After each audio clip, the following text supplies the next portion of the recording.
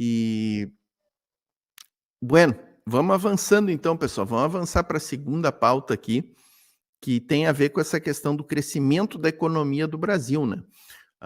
O nosso PIB crescendo aí perto de 3%, mas superando em 3 vezes as previsões do FMI, do Banco Central, de grandes conglomerados aí financeiros que previam um crescimento do Brasil inferior a 1%, algo em torno de 0,8%.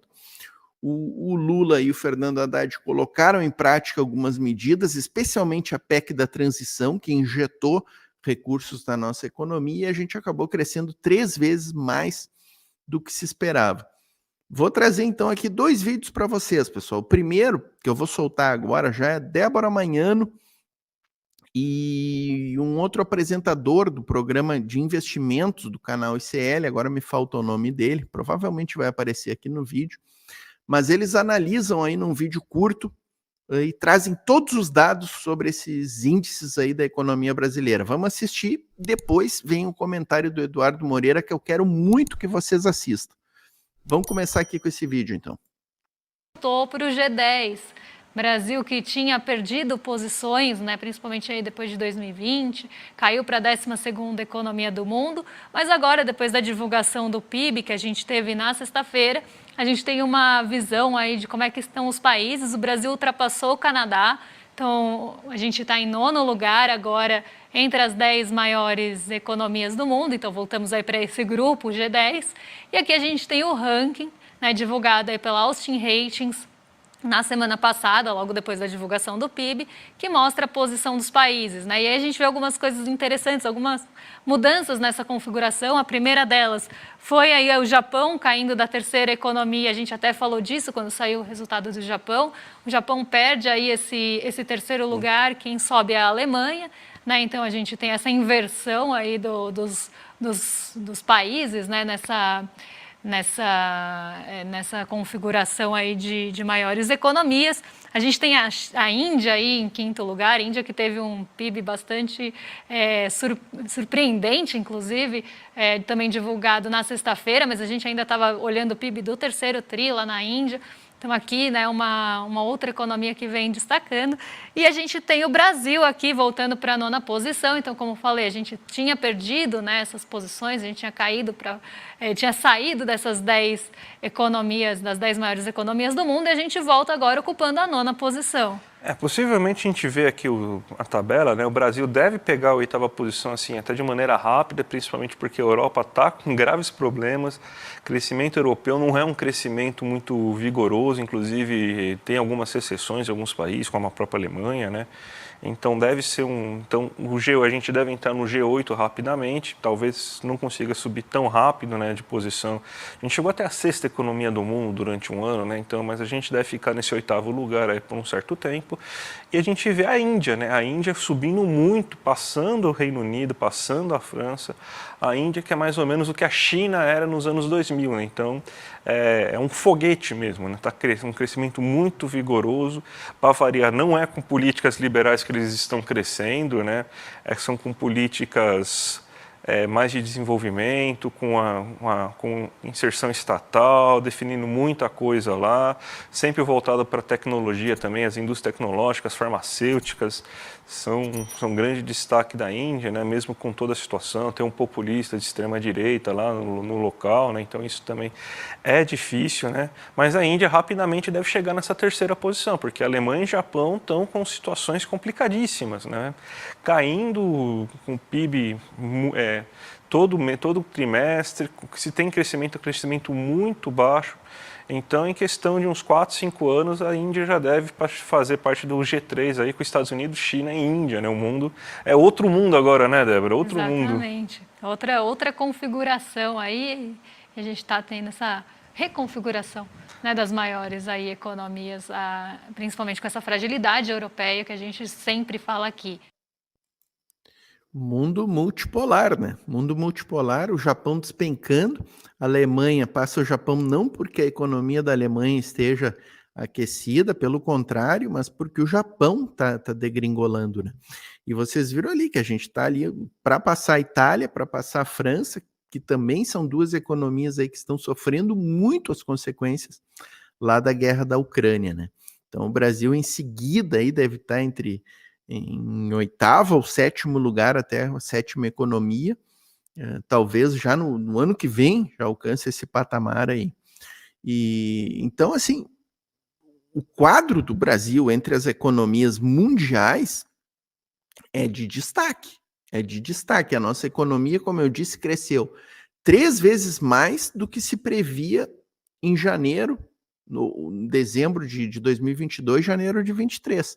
Então, o sucesso total da equipe de governo do presidente Lula, do ministro Fernando Haddad, nesses números, né? Não aqui que eu esteja fazendo uma apologia à pauta econômica do governo Lula. Pelo contrário, tem muitas críticas, mas é inegável que neste tipo de comparação, nesse cenário, o Brasil ocupa uma posição de destaque.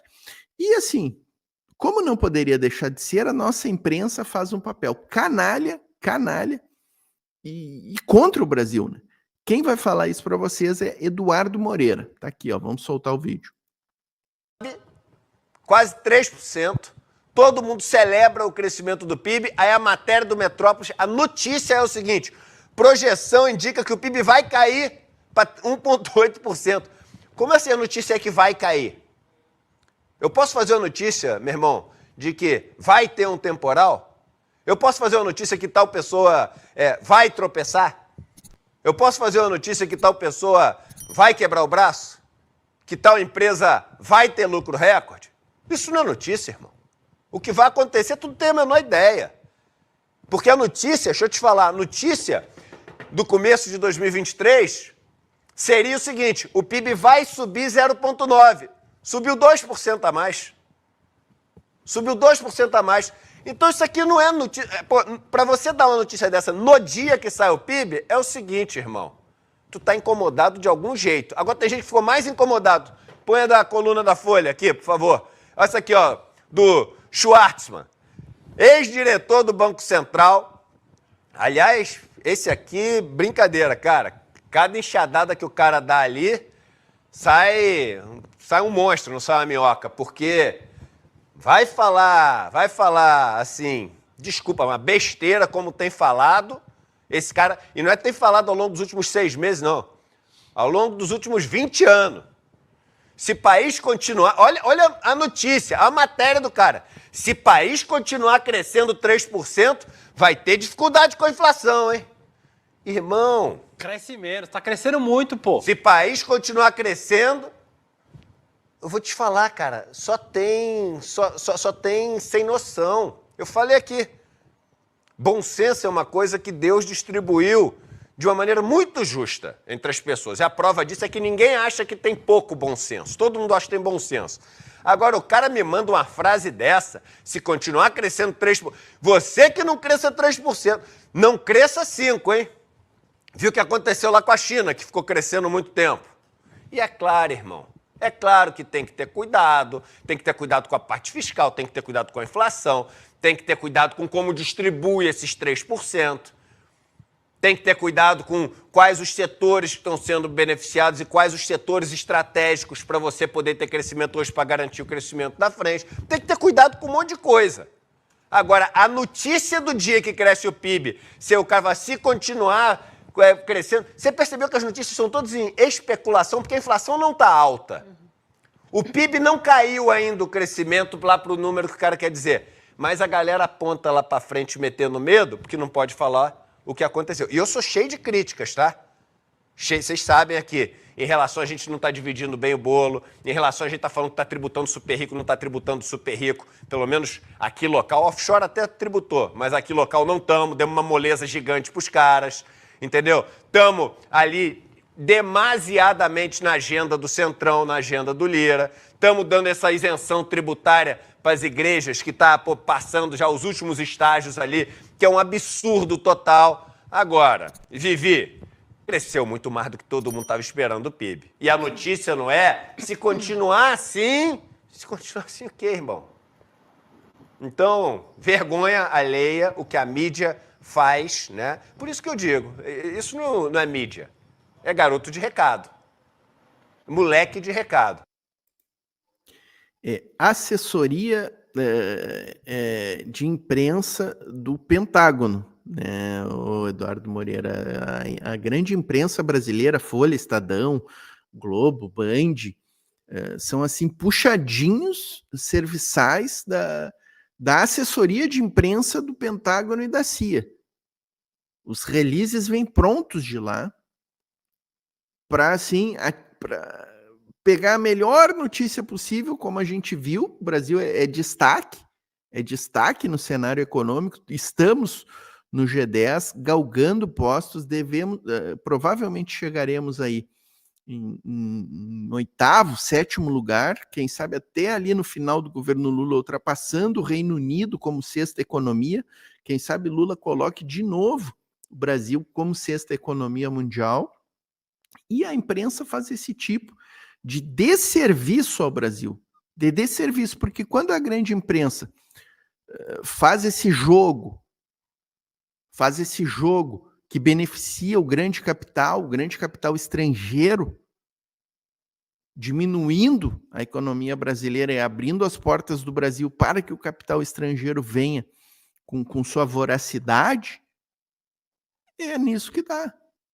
Então, assim, estejamos atentos e muito atentos com essa grande imprensa aí e este papel extremamente negativo que ela faz.